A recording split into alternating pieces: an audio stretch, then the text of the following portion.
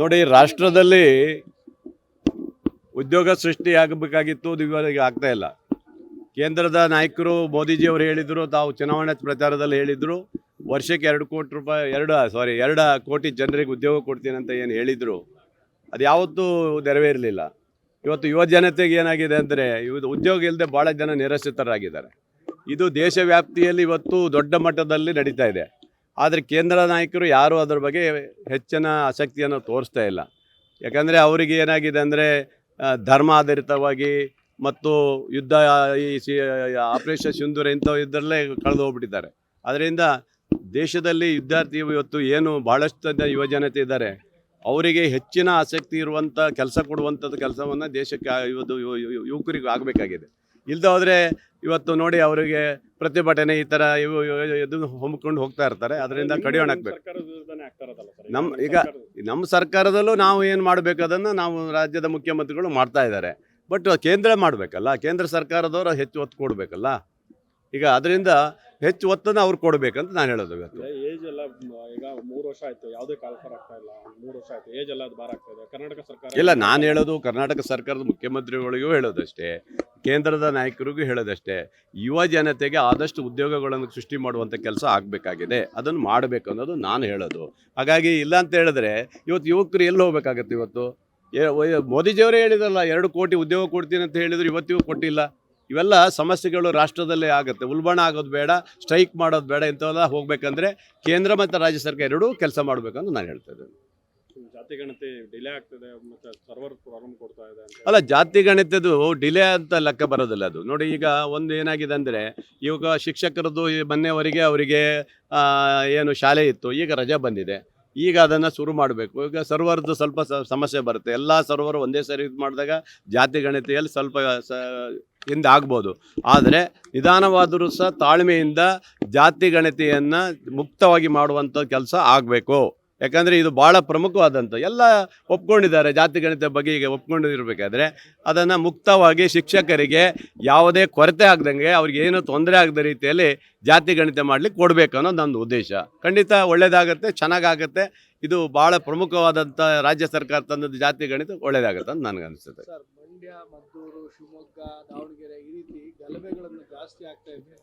ಸರ್ಕಾರಕ್ಕೂ ಕೆಟ್ಟ ಹೆಸರು. ಎಲ್ಲ ಸರ್ಕಾರದಲ್ಲೂ ಈ ಥರ ಇದೆ ಅಂತ ಬಂದ್ಬಿಡುತ್ತಲ್ಲ ಸರ್. ಈಗ ನೋಡಿ, ನಾವು ಸೃಷ್ಟಿ ಮಾಡೋಂಥ ಈಗ ಏನಾಗಿದೆ, BJP-ಅವರಿಗೆ ಇವತ್ತು ಏನಾದರೂ ವಿರೋಧ ಪಕ್ಷದಲ್ಲಿ ಕೂತ್ಕೊಂಡು ಸಣ್ಣ ಸಣ್ಣ ವಿಚಾರಕ್ಕೂ ಸಹ ಹಿಂದುತ್ವ ಆಧಾರ ಇಟ್ಕೊಂಡು ಗಲಭೆ ಮಾಡುವಂಥದ್ದನ್ನ ಮಾಡೋಕ್ಕೆ ಹೋದರೆ, ರಾಜ್ಯದಲ್ಲಿ ಆಡಳಿತ ಮಾಡಬೇಕಾದ್ರೆ ಸಮಸ್ಯೆಗಳು ತರ್ತಾನೆ ಇರ್ತಾರೆ. ಇವೆಲ್ಲ ಸಹಜ.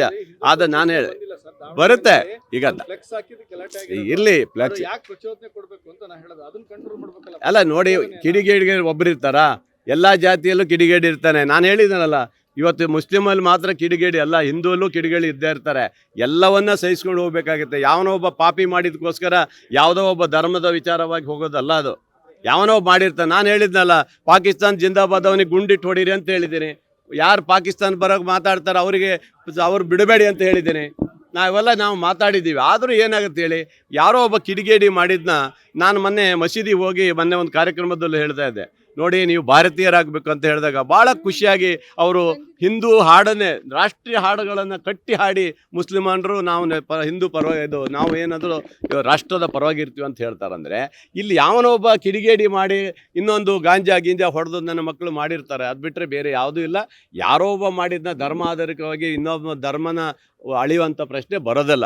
ಯಾರೇ ತಪ್ಪು ಮಾಡಿದ್ರು ತಪ್ಪು, ಅವ್ನಿಗೆ ಶಿಕ್ಷೆ ಮಾಡಬೇಕು, ಅವ್ನಿಗೆ ಗಲ್ಲಿಗೇರಿಸ್ಬೇಕು, ಅಷ್ಟೇ ನಾನು ಹೇಳೋದು. ಇವತ್ತು ಇದೆಲ್ಲ ಸಹಜ. ಅದನ್ನು BJP-ಯವರು ಬಿಂಬಿಸ್ಕೊಂಡು ಅದನ್ನು ಹಿಂದುತ್ವ ಮಾಡಿಕೊಂಡು ಮುಂದೇನಾದರೂ ನಮಗೆ ಸರ್ಕಾರ ಬರಬೇಕು ಅನ್ನೋ ರೀತಿಯಲ್ಲಿ ಬಿಂಬಿಸೋದು ಇದು ದೊಡ್ಡ ದುರಂತ. ಈಶ್ವರಪ್ಪ ಇವ್ರು ಇದ್ದಾರೆ. ಈಶ್ವರಪ್ಪನವ್ರು ಬಾಯಿ ಬಡ್ಕೊತಾರೆ, ಮಾತಾಡ್ತಾರೆ ನಾ ಹಿಂದುತ್ವ ಅಂತ. ನಿಮ್ಗೆ ಏನು ಕೊಟ್ಟಿದ್ದಾರೆ ಹಿಂದುತ್ವದಲ್ಲೇ? BJP-ಯಿಂದ ಉಚ್ಚಾಟನೆ ಆಗಿ ಹೋಗಿದ್ದೀರಿ. ಯತ್ನಾಳು ಹಿಂದುತ್ವ ಪರ ಹೋಗಿ ಉಚ್ಚಾಟನೆ ಆದರು. ಆಮೇಲೆ ನಮ್ಮ ಅನಂತಕುಮಾರ್ ಹೆಗಡೆ ಹಿಂದುತ್ವ ಬಗ್ಗೆ ಕೂಗಿದ್ರು, ಅವ್ರು ಹೋದರು. ಪ್ರತಾಪ್ ಸಿಂಹ ಹಿಂದುತ್ವ ಅಂತ ಕೂಗ್ಬಿಟ್ಟು ಅವನಿಗೂ ಟಿಕೆಟ್ ಕೊಡದೆ ಹೊರಗೆ ಹಾಕಿದ್ರು. ಅಂದರೆ ಹಿಂದುತ್ವವಾದಿಗಳಿಗೆ BJP-ಅವ್ರು ಹೊರಗೆ ಹಾಕ್ಕೊಂಡು ಈಗ ಒಂದಿಷ್ಟು ಜನ ಹಿಂದುತ್ವವಾದಿಗಳು ಈಗ ಹೋಗ್ಬಿಟ್ರೆ ಅದು ನಡೆಯಲ್ಲ. ಹಾಗಾಗಿ ಶಾಂತಿ ಧರ್ಮವನ್ನು ಎಲ್ಲ ಪಕ್ಷದವರು ಪಾಲನೆ ಮಾಡಬೇಕು. ಯಾವುದೋ ಘಟನೆಗಳನ್ನು ದೊಡ್ಡ ಮಟ್ಟಕ್ಕೆ ಮಾಡೋದು ತಪ್ಪು ಅಂತ ನನ್ನ ಭಾವನೆ. ನನ್ನ ಯಾರು ಹೊರಗೆ ಹಾಕಕ್ಕೆ ಸಾಧ್ಯನೇ ಇಲ್ಲ. ಯಾವಾಗ? BJP-ಅವರಾ? ಅದು ಆ ಪಾಪಿಗಳು ಬಿಡಿ, ಅವ್ರು ಹೊರಗಾಕಿದ್ರ ಮೇಲೆ ಈ ತಾಲೂಕಿನ ಜನ, ನನ್ನ ತಾಲೂಕಿನ ಜನ ನನಗೆ ಆಶೀರ್ವಾದ ಮಾಡಿದ್ದಾರೆ. ಅವರೇ ನನಗೆ ದೇವರು, ಅವರೇ ನನ್ನ ಎಲ್ಲ ಸರ್ವಸ್ವ. ಹಾಗಾಗಿ ಅವ್ರ ಬಗ್ಗೆ ನಾನು ಮಾತಾಡಕ್ಕೆ ಹೋಗಲ್ಲ. ಯಡಿಯೂರಪ್ಪನವ್ರು ಅಂಥವ್ರನ್ನೇ ಕಣ್ಣೀರು ಹಾಕಿ ಮುಖ್ಯಮಂತ್ರಿ ಸ್ಥಾನದ ಕೆಳಗಿಳಿಸಿದ ಪಾಪಿಗಳು ಇವರಲ್ಲ. ಇವ್ರ ಬಗ್ಗೆ ಏನು ಹೇಳೋಕ್ಕಾಗತ್ತೆ?